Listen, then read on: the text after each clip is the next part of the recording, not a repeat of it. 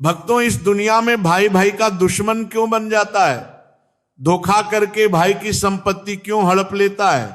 आइए इस प्रवचन के माध्यम से समझते हैं। कभी कभी जीवन में जो बातें हमें सबसे साधारण लगती है ना, वही भीतर छिपा हुआ सबसे बड़ा ज्ञान बन जाती है। जैसे उस दिन की वो घटना, सुबह का समय था, ओस की बूंदें पत्तों पर चमक रही थी, हवा इतनी निर्मल कि जैसे भगवान की सांसें धरती को स्पर्श कर रही हो। तभी पेड़ की ऊंची डाल पर बैठे हुए काग महाराज और उसकी कौवी के बीच ऐसा मधुर संवाद चल रहा था कि जैसे स्वयं प्रकृति कोई कथा सुना रही हो। कौवी बोली, तुम रोज यूं ही उड़ जाते हो और मैं यहीं बैठी तुम्हारी प्रतीक्षा करती हूं। कभी तो मन में भय भी आता है कि न जाने कौन सी दिशा में जा रहे हो।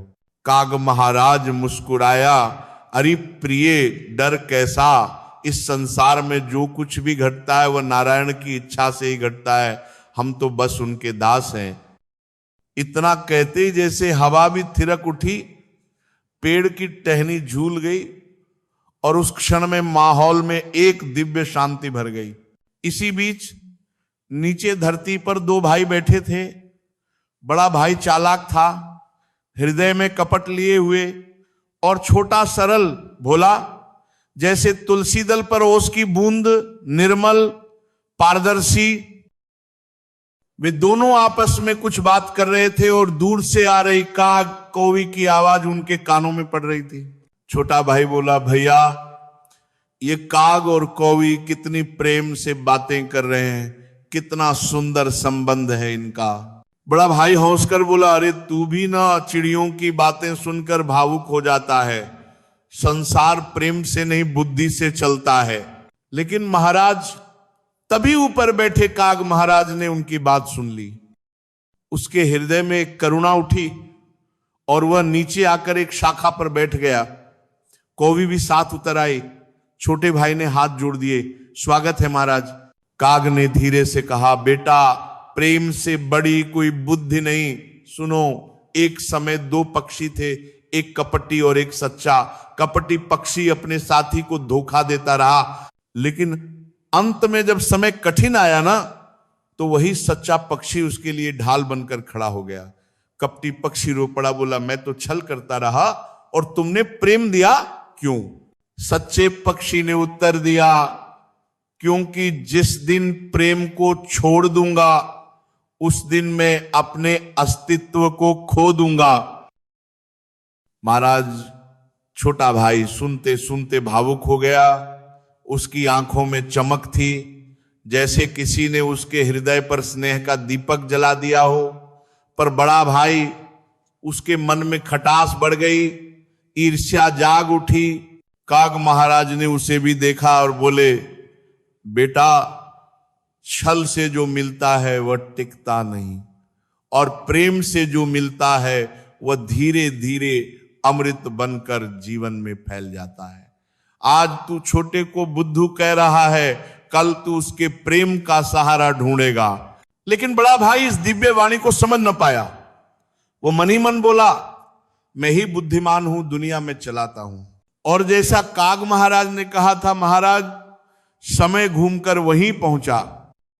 कुछ दिनों बाद बड़ा भाई संकट में पड़ा। दुहक ने उसे झकड़ लिया, दरवाजे बंद हो गए, रास्ते खत्म हो गए। जिसके लिए उसने छल किया था वही उसे छोड़कर भाग गया। तभी छोटे भाई ने दौड़कर उसे गले लगा लिया, भैया चिंता मत करो, मैं हूं ना।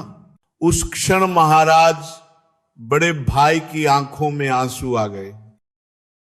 उसे एहसास हुआ कि जिसकी सरलता पर वह हंसता था, वही सरलता आज उसकी ढाल बनकर खड़ी है। दूर पेड़ पर बैठे काग महाराज ने यह दृश्य देखा और कौवी से कहा, देखा प्रिय, जीवन में कपट से नहीं, प्रेम और शरणागति से जीत होती है।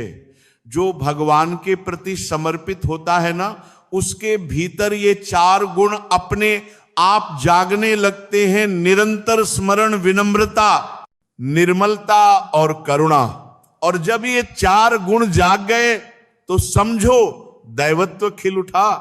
कौवी बोली, महाराज यही तो संसार की शिक्षा है, जो प्रेम बोता है वही अमृत पाता है। और फिर दोनों उड़ गए, आकाश में ऐसे विलीन हुए जैसे कथा के अंत में दीपक की लौ मंदिर की दीवारों को आलोकित करते हुए धीरे धीरे शांत हो जाती। उस दिन जब बड़ा भाई छोटे के कंधे पर सिर रखकर रो रहा था, आसमान में उड़ते हुए काग और कौवी ने केवल दृश्य नहीं देखा, उन्होंने समय को बदलते हुए महसूस किया था, जैसे कोई पुरानी गांठ खुल रही हो।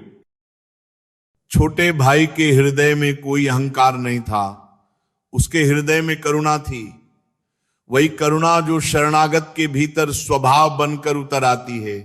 वह बड़े भाई को घर ले आया, पानी दिया, भोजन बनाकर खिलाया और बोला, भैया जीवन में एक बात हमेशा याद रखना, सुख और धन कमाने से बड़ा है मन कमाना, और मन केवल प्रेम से ही जीता जाता है। बड़े भाई ने उसकी ओर देखा, पहली बार मन में कोमलता आई। वो कठोरता जो वर्षों से उसके चेहरे पर जमी थी मानो पिघलने लगी। लेकिन महाराज, संसार की परीक्षा कभी एक बार नहीं होती। जैसे ही बड़े भाई का जीवन थोड़ा सुधरा, भीतर का पुराना स्वभाव फिर सिर उठाने लगा। एक दिन उसने सोचा, मुझे अब छोटे की दया की जरूरत नहीं, मैं फिर अपने दिमाग से दुनिया जीत लूंगा। और वह घर से यह कहकर निकल गया कि मैं काम पर जा रहा हूं। छोटा भाई सब समझ गया पर मुस्कुरा दिया। जाओ भैया, भगवान तुम्हारे साथ हूं। उधर काग और कौवी ऊपर से ये सब देख रहे थे। काग महाराज ने सिर हिलाते हुए कहा, मानव का मन भी क्या विचित्र है प्रिय, संकट में नम्र हो जाता है और राहत मिलते ही फिर वही पुरानी छाया उठ खड़ी होती है। कौवी बोली, तो फिर इसका समाधान क्या? काग ने कहा, संकट समाधान नहीं है, समाधान है स्मरण। जो निरंतर स्मरण में रहता है उसका स्वभाव बदल जाता है। जो कभी कभी स्मरण करता है वो केवल परिस्थिति बदलता है, स्वयं नहीं। इधर बड़ा भाई बाजार पहुंचा। भीड़, शोर, लोभ, आकर्षण सब कुछ देखकर उसके भीतर फिर वही पुरानी चतुराई जागी। उसे लगा, क्यों न किसी व्यापारी से थोड़ा चालाकी करूं, थोड़ा फायदा उठा लूं। लेकिन जैसे ही वह किसी को धोखा देने आगे बढ़ता, किसी न किसी रूप में कोई बाधा आ जाती। कभी कुत्ता भौंक देता, कभी ठेला उलट जाता, कभी पैसा गिर जाता, कभी सामने से कोई साधु गुजर जाता और उसके मन पर हल्की सी ठंडी लहर डाल देता। महाराज, ये बाधाएं नहीं थीं, ये भगवान का संकेत था। बेटा, अब वही रास्ता मत पकड़ जो पहले पकड़ा था। अब तुम जान चुके हो कि प्रेम का फल क्या है और छल का फल क्या। लेकिन मन कहां इतनी जल्दी मानता है। उसी दौरान जंगल की ओर से एक आवाज आई, बचाओ बचाओ। बड़ा भाई चौंक पड़ा। वहां एक बूढ़ा लकड़हारा गिरे हुए पेड़ के नीचे दबा हुआ था। बड़ा भाई पहले तो झिझका, फिर उसके भीतर से दो आवाजें उठी। पहली, मदद करो यही धर्म है। दूसरी, समय क्यों खराब करना, तुझे इससे क्या मिलेगा। और महाराज, यही मन की लड़ाई असली परीक्षा होती है। काग महाराज उड़ते हुए नीचे आए, एक डाल पर बैठ गए। उन्होंने उसके कान में धीरे से फुसफुसाया, जो लाभ खोजकर कर्म करता है उसे फल मिलता है, जो प्रेम खोजकर कर्म करता है उसे भगवान मिलते हैं। इस एक वाक्य ने बड़ा भाई भीतर से हिला दिया।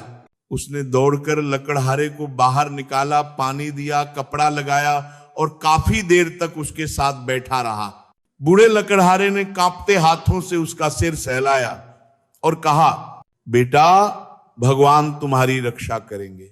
तुमने आज जिस भाव से मेरा सहारा बना, एक दिन वही भाव तुम्हारी ढाल बनेगा। उस पल बड़े भाई के भीतर जैसे कोई पत्थर टूट गया, दिल हल्का हो गया, सीने में गर्माहट उठी, आंखें भीग गईं।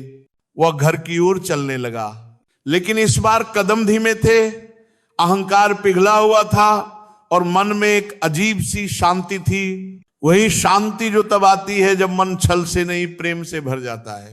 छोटा भाई दरवाजे पर खड़ा था, उसने देखा और मुस्कुरा दिया, क्योंकि उसे पता था मनुष्य बदलता तभी है जब हृदय किसी दुख या खुशी से नहीं बल्कि सत्य के स्पर्श से हिल जाता है। और दूर पेड़ पर बैठा काग बोला, प्रिय, परिवर्तन तब नहीं आता जब परिस्थिति बदलती है, परिवर्तन तब आता है जब हृदय जागता है। कौवी ने उत्तर दिया, और आज एक हृदय सचमुच जाग गया